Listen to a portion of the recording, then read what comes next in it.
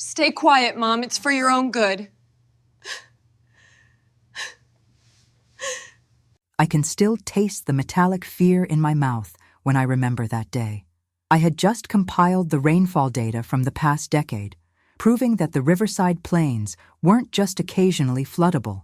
They were an essential part of the natural flood control system. My wrinkled fingers, marked by decades of noting weather patterns, trembled with anger as I organized the documents. The falsified reports I found in Renata's office left no doubt. It was ironic. I had spent 42 years reading clouds, predicting tornadoes, and helping save lives in this region, and now my own daughter was willing to put hundreds of people at risk to build a luxury resort, all for her and Warren's damned ambition. When the doorbell rang, I thought it was Lynn, my climatologist colleague. We had arranged to finalize our presentation for the public hearing. Instead, there stood Renata and Warren, with artificial smiles and a bottle of wine. "Surprise, Mom!" Renata's voice echoed through the entrance hall of my Victorian house, the same one I bought with my late husband when we moved to Grand Junction for me to take over as head of the Weather Forecasting Center. "Wasn't expecting you both." I kept the documents hidden in the folder under my arm. "I have a commitment in half an hour." Warren, in his impeccable suit and that politician smile that never reached his eyes, placed his hand on my shoulder. I resisted the urge to shrug it off. "That's why we're here, Delia," he said, his voice carrying that practiced concern he used at town halls. "We need to talk about these commitments of yours." I let them in, mainly because I wanted them gone quickly. My living room walls were covered with weather maps, satellite images, and handwritten notes, my ongoing work tracking the region's changing rainfall patterns. I noticed Renata exchanging glances with Warren as they surveyed my research. "Would you like some tea?" I offered, hoping to expedite whatever this was. "Mom, we're worried about you." Renata sat on my couch, not removing her designer coat. She never stayed long these days. "Dr. Caldwell says you've been showing signs of cognitive strain." "Dr. Caldwell?" I raised an eyebrow. "Warren's brother? The neurologist who's invested in your resort project?" The absurdity almost made me laugh. "I'm fine. What I'm not fine with is the environmental impact report your company submitted. The floodplain data is manipulated." Warren cleared his throat. "That's exactly what we mean, Delia. These conspiracies, the obsession with weather patterns. The community is concerned." "The community?" I placed my folder on the desk, careful to keep it away from them. "I am the community. I've saved more lives with my obsessions than your campaign has with empty promises." Renata stood up, unnaturally calm. "Mom, we've spoken with your doctor. We've arranged for you to have some rest, just for a few weeks, until after the stress of the town council vote." That's when I noticed the third person entering my living room. A nurse, based on her scrubs, carrying a small medical bag. She smiled apologetically. "What is this?" I stepped back, suddenly aware of the trap closing in. "It's for your own good, Mom," Renata said, her voice hollow. "You've been making concerning calls, sending emails with wild accusations. People are talking. This is ridiculous." I reached for my phone on the side table, but Warren was faster. "Just a mild sedative to help you relax," the nurse explained, approaching with a prepared syringe. "Your daughter has temporary healthcare proxy. She's concerned about acute stress response affecting your judgment." "Healthcare proxy? That's impossible." But even as I protested, I remembered signing papers Renata had brought over after my brief hospital stay for pneumonia last winter. I hadn't read them carefully enough, a mistake I would never have made in my professional life. I backed away, knocking over a stack of climate journals. "Get out of my house. I'm calling Sheriff Blackhorse." "Mom, please don't make this harder." Renata's voice cracked, showing the first genuine emotion, not concern, but frustration. "The renovations to our guest house are complete. You'll be comfortable there with full-time care until you're better." Better. What they meant was, until after the council approved their deadly project, until my evidence and testimony couldn't stop them. I ran for the back door, but at 68, I wasn't fast enough. The nurse caught my arm, and I felt the sharp pinch of the needle. The last thing I remember was looking through my kitchen window at the gathering storm clouds on the horizon. The irony wasn't lost on me even as consciousness faded. I had spent my life warning others of approaching dangers, yet had failed to see the storm brewing in my own family. I woke up in an unfamiliar bed, my mind foggy. The room was tastefully decorated in neutral tones, Renata's aesthetic, not mine. My colorful quilts and weather books were nowhere to be seen. Instead, framed photos of Zoe and landscapes I'd never visited adorned the walls. A guest room converted into a prison. The windows wouldn't open more than 3 inches. Child-proof locks, I realized with bitter irony. The door had no inside lock, and when I tried the handle, I found it secure from the outside. My cell phone was gone. The landline on the bedside table was dead. "You're awake." Renata appeared at the doorway, holding a tray with tea and toast. "How are you feeling?" "Like I've been kidnapped by my own daughter." My voice was raspy, my throat dry from whatever they'd given me. "Don't be dramatic, Mom. It's a precautionary rest period. Dr. Caldwell diagnosed you with early-onset cognitive decline exacerbated by stress." She set the tray down and opened the curtains. "Look, you have a beautiful view of the garden." I didn't bother looking. "Where are my research materials? My laptop? We've put those away for now.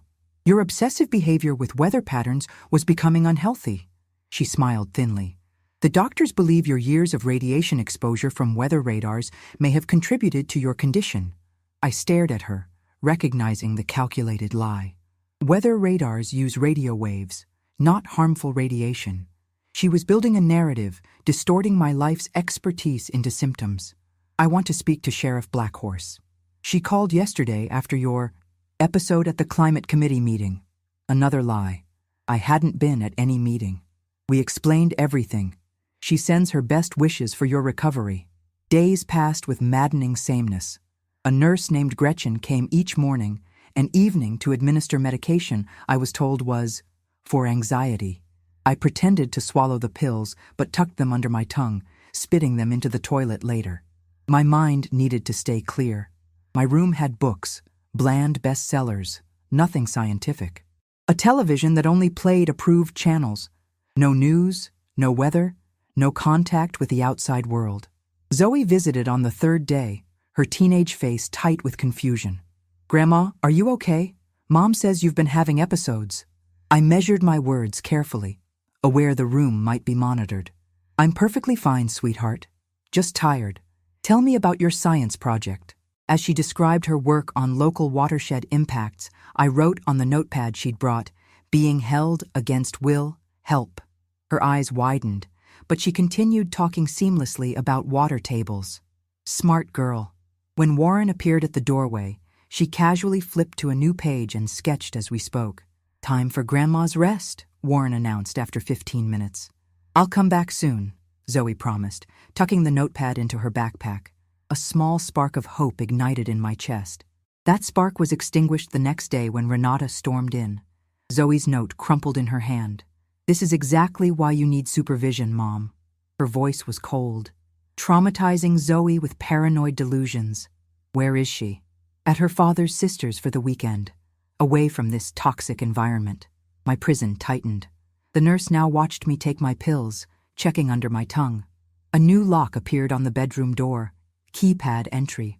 The windows were sealed completely. My meals became irregular, designed to disorient me about time. But they underestimated me. I hadn't spent 4 decades predicting dangerous weather patterns without learning to observe systematically, to find patterns in chaos. I started tracking the nurse's schedule by counting heartbeats. I noted which floorboards creaked, which house sounds indicated specific activities. I mapped the family's movements through sounds alone. At night, I carefully unraveled threads from my bedsheets and knotted them into patterns. A weather forecaster's version of a prisoner's calendar. Each night, I studied the small patch of sky visible from my window, tracking moon phases and cloud formations. 2 weeks in, I made my first discovery. The air vent in my bathroom connected to the home's central system. When the air conditioning ran, I could hear conversations from the kitchen below. "The council meeting is next Wednesday," Warren was saying. "Without Delia's testimony or her research, the environmental objections are significantly weakened." "What about Dr. Joe?" "She's still pushing back," Renata responded. "She's looking for Delia, claims they had meetings scheduled." "And?" I told her Delia's taking extended personal time following a health scare. She seemed suspicious, but what can she do? I pressed my ear closer to the vent. How long do we need to keep this up? Renata asked, her voice smaller. Just until after the vote. Then we can transition her to that nice facility in Denver we looked at. Best neurological care and far from local gossip. My blood ran cold. They were planning to institutionalize me permanently. That night, as a spring thunderstorm rolled in, I formulated my plan. I needed to get a message out, and I needed leverage. Knowledge had always been my power, and even imprisoned, I could gather it. I began with the one tool they couldn't take away, my trained memory. Each snippet of conversation, each glimpse of documents when my door was opened, each schedule pattern was meticulously filed in my mental database. And I waited for the perfect storm. My opportunity came 3 days later. The barometric pressure had been dropping steadily. I could feel it in my joints, a meteorologist's reliable barometer. A significant storm system was approaching, exactly the kind I'd studied my entire career. Through the bathroom vent, I overheard Warren on the phone with the project investors. Yes, we've addressed all environmental concerns. The old flood data is irrelevant. My wife's mother? Just aging-related confusion. Nothing credible. That night, I heard Renata and Warren arguing about attending a fundraising dinner. We can't both go, Renata insisted. Someone needs to stay with her. The nurse will be here, Warren countered. This dinner has the governor's aide attending. We need this connection for when the environmental lawsuits inevitably come. So they knew their project was legally vulnerable. I filed that information away. They compromised. Renata would go alone, returning early. Warren would join later if all was quiet at home. The pieces were falling into place. When Nurse Gretchen brought my evening medication, I noticed her distraction. She kept checking her phone between administering my pills and taking my blood pressure. "Everything all right?" I asked, my voice deliberately frail. "My sister's in labor," she admitted. "First baby." I feigned swallowing my pills while offering grandmotherly advice about childbirth. When she left, I immediately spit them out. I needed my full faculties tonight. As predicted, the storm intensified around 8 p.m. Wind rattled the windows and rain lashed against the house. Perfect weather for my purposes. Noisy, disruptive, and familiar territory for me. At 8:30, I heard the front door close as Renata left for the dinner. At 9:15, Nurse Gretchen received a phone call that sent her pacing anxiously. At 9:45, she knocked on my door. "Mrs. Everett, I have an emergency. My sister's having complications. Mr. Caldwell said I could leave early since you're settled for the night." Her ethical dilemma was written across her face. Duty versus family. "Of course, dear. Family comes first." I smiled reassuringly. "I'll be fine. I take sleeping pills anyway." After she left, I waited 30 minutes, counting seconds by my practiced heartbeat. Then I moved to the next phase of my plan. Over weeks of captivity, I'd been preparing. I'd loosened a metal strip from the bed frame, not enough to be noticed, but enough to serve as a crude tool. I'd studied the keypad lock during nurse shift changes, noting the wear patterns on specific numbers and the faint sound differences between each button. The lock was a basic 4-digit code. Based on Warren's laziness with passwords, something I'd noticed during family gatherings, I suspected it was something simple. Their anniversary date was my 3rd attempt. The lock clicked open. I moved silently through the dark house, avoiding the creaky floorboards I'd mentally mapped. In Warren's home office, I found my confiscated phone, dead of course, but more importantly, I located my research files, hastily stuffed into a cabinet. I took only what I needed, the most damning evidence of data manipulation, plus photos I'd taken of the actual floodplain. I also found something unexpected. Medical documents with forged signatures indicating I'd consented to psychiatric evaluation and treatment. The storm was reaching its peak as I made my way to the kitchen. I needed to work quickly. I knew Warren would be home soon, especially with the nurse gone. I tried the landline. Disconnected. All external doors had electronic locks requiring a code I didn't know. But the kitchen window had a design flaw I'd noticed during my first week here. The electronic sensor was improperly installed, with a gap between the connection points. As I worked to exploit this vulnerability, headlights swept across the driveway. Warren was home early, The storm likely cut the fundraiser short. In desperation, I abandoned subtlety. I grabbed a heavy cooking pot and smashed it against the window. The safety glass cracked, but didn't shatter completely. I hit it again as the front door opened. "Delia? What was that noise?" Warren's voice carried from the entryway. I struck the window a third time. It finally gave way with a crash partially masked by a thunderclap, but not completely. "What the hell?" Warren's footsteps pounded toward the kitchen. I had seconds. The jagged window was too dangerous to climb through. Instead, I did what I'd done for 40 years during emergencies. I screamed a warning. "Help! Kidnapped! Help me!" My voice, trained through decades of emergency weather broadcasts, projected clearly through the broken window despite the storm. I screamed again as Warren burst into the kitchen. "Are you insane?" He lunged for me, grabbing my arm roughly. "Get away from there." "Help! I'm Cordelia Everett. I'm being held prisoner." Warren dragged me backward, his fingers digging into my flesh. "Shut up! Do you want the neighbors to hear you?" "That's exactly what I want," I spat back, fighting against his grip with strength I didn't know I still had. As we struggled, the kitchen lights suddenly flooded the room. In the doorway stood Hector Mendoza, my neighbor of 15 years, soaking wet and wide-eyed. Behind him was his adult son, Miguel.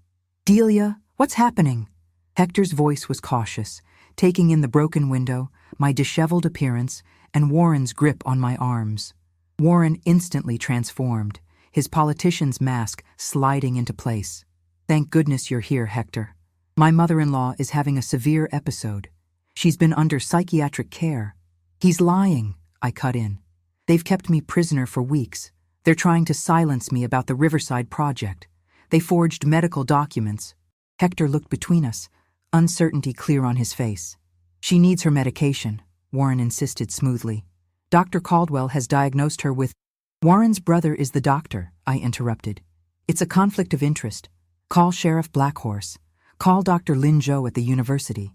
They've been keeping me drugged and isolated." Miguel stepped forward, his posture protective. "Why is the window broken, Mr. Caldwell?" "She's having a paranoid episode." "Then why were you hiding her research?" I countered, pulling the documents from my pocket. "Why disconnect the phones? Why lock me in?"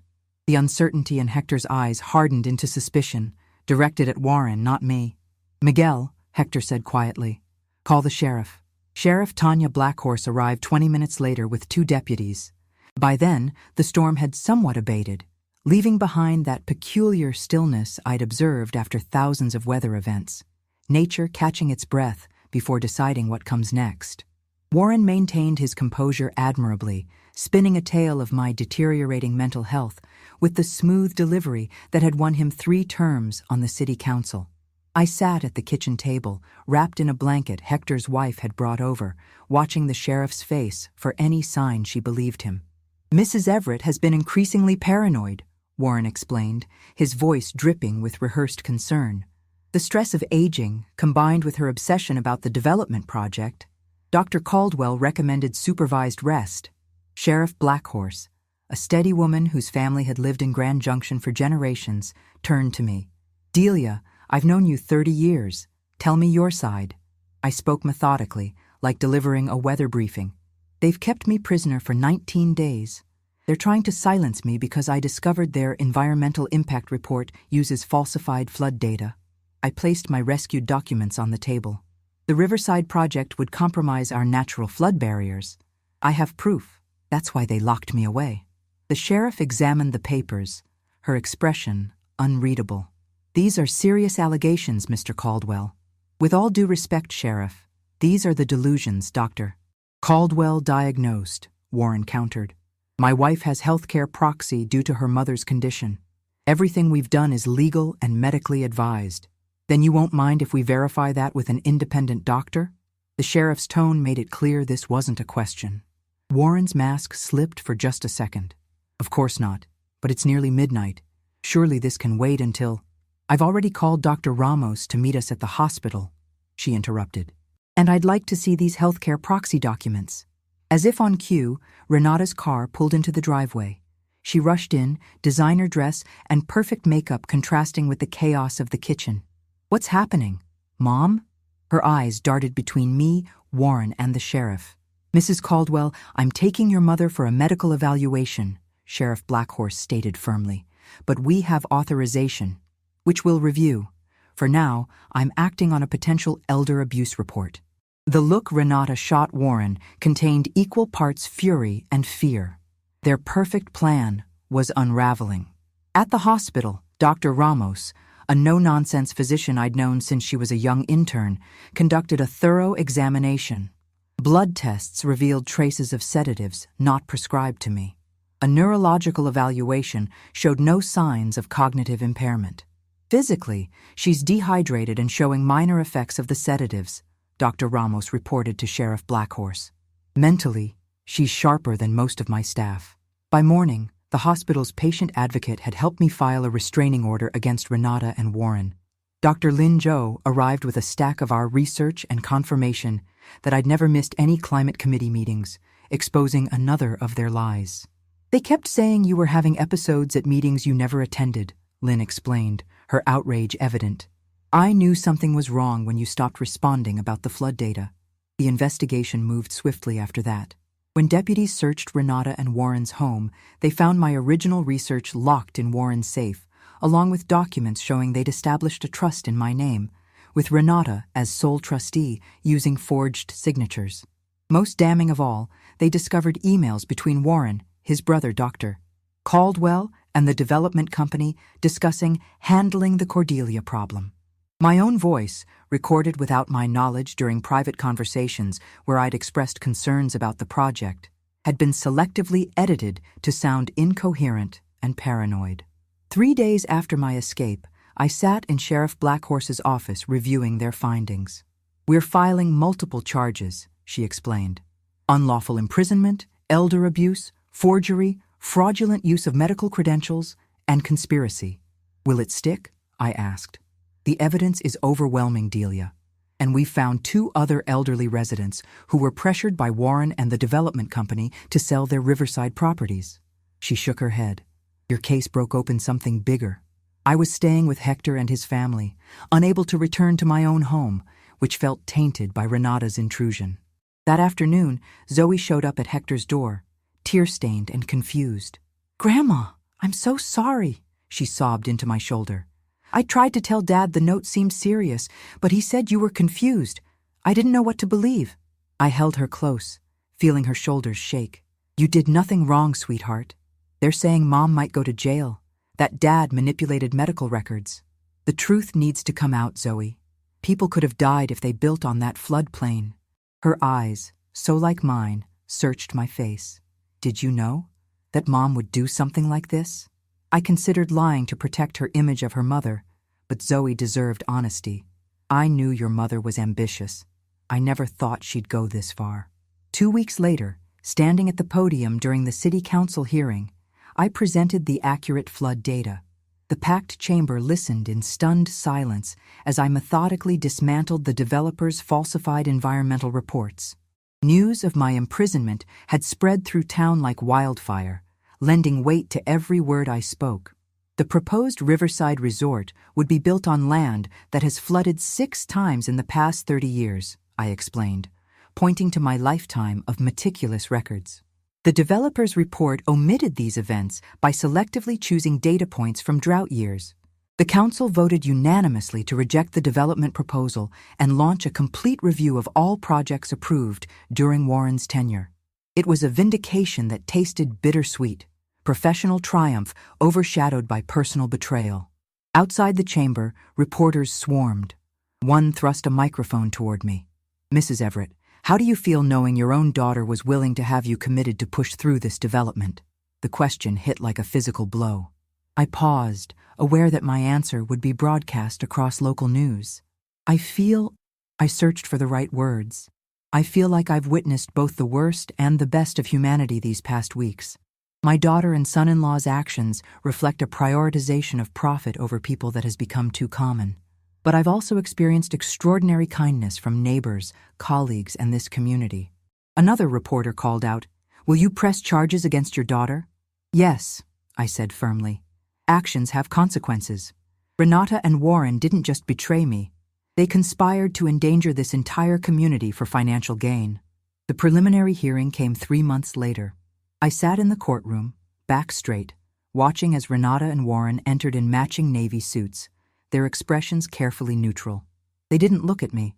The evidence was presented methodically: forged documents, manipulated medical reports, recorded conversations about keeping me sedated, emails discussing the Cordelia problem.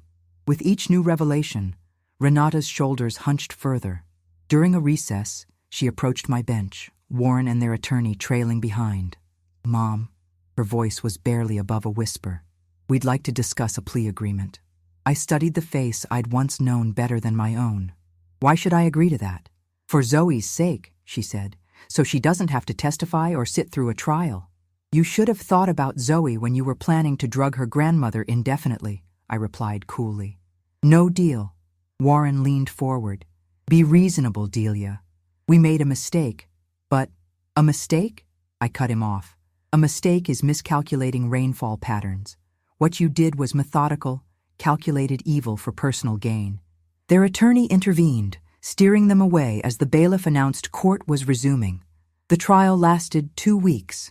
Zoe did testify, bravely describing how her concerns about my absence had been dismissed. Dr. Caldwell admitted to falsifying medical reports without examining me. The developer's CEO testified that Warren had assured him the environmental problems would be handled in exchange for a consulting position after his counsel term ended. When the verdict came, guilty on all counts, I felt no joy, only a hollow vindication. Renata received 8 years for elder abuse, false imprisonment, and fraud. Warren got 12, his sentence enhanced by abuse of public office charges. As Renata was led away, she finally met my eyes. I expected to see hatred, but instead recognized something else: the dawning realization of what she'd thrown away. She would never again practice law or real estate. Her reputation was destroyed. Her marriage was crumbling as Warren's attorney prepared an appeal blaming her for everything. I didn't visit her in prison. Some bridges, once burned, cannot be rebuilt. Instead, I focused on reconstruction of a different kind. 6 months after the trial, I stood before the city council again, this time presenting a community-based early warning system for flash floods, a project funded by the fines paid by the development company. The grant established educational scholarships for environmental science students, with Zoe as the first recipient. My home was sold. Too many painful memories lingered there. I used the proceeds to purchase a modest cottage overlooking the river, where I continued my weather observations and mentored young meteorologists. Zoe visited every Sunday, learning the patterns of clouds and barometric pressure readings that had been my life's work. Together, we tracked storms and predicted weather events with remarkable accuracy. "Do you ever miss Mom?" she asked one evening as we watched lightning illuminate distant mountains. "I miss who I thought she was," I answered honestly. "I miss the daughter I believed I had." "She writes me letters," Zoe admitted, "asking about you." "What do you tell her?" "The truth, that you're stronger than ever." She squeezed my hand. "That you're teaching me everything you know." On the anniversary of my escape, Hector and the Neighborhood Association organized a surprise celebration they called Delia's Weather Warning Day, now an annual community preparedness event. Standing before my friends and neighbors, I realized that in losing my daughter, I had gained something precious, a community that valued truth, knowledge, and the wisdom that comes with age. The storms in my life had cleared, leaving behind a landscape forever changed, but ultimately stronger. Like the river that periodically overflows its banks, a natural process that, while destructive, ultimately renews the soil, I had emerged from chaos with renewed purpose. I may be in my 70s, but my story is far from over. In fact, it's just beginning. Last month, I testified before the state legislature about strengthening elder protection laws. They're calling it Cordelia's Law, legislation that would create enhanced penalties for family members who exploit elderly relatives and establish stricter oversight for medical power of attorney transfers. The room fell silent as I described how easy it was for Renata and Warren to nearly erase my existence. "This isn't just my story," I told them. "For every elder who escapes and fights back, dozens remain trapped in silent prisons created by the people who should love them most." After my testimony, 3 different elderly couples approached me privately, whispering similar stories of adult children, pressuring them to sign away homes, savings, or decision-making rights. I gave them Sheriff Blackhorse's contact information and connected them with the advocacy network I've helped establish. They call me the Weather Warrior now, a title I wear proudly as I travel to senior centers across Colorado, teaching older adults to recognize the warning signs of exploitation and financial abuse. Just as I once tracked storm patterns to keep my community safe, I now track the subtle indicators of elder abuse to protect my generation. If you've been moved by my story, please hit that subscribe button. No one should face elder abuse alone. Share this video to spread awareness. And remember, sometimes the darkest storms lead to the brightest rainbows. I'll be back next week with another chapter of my journey to justice.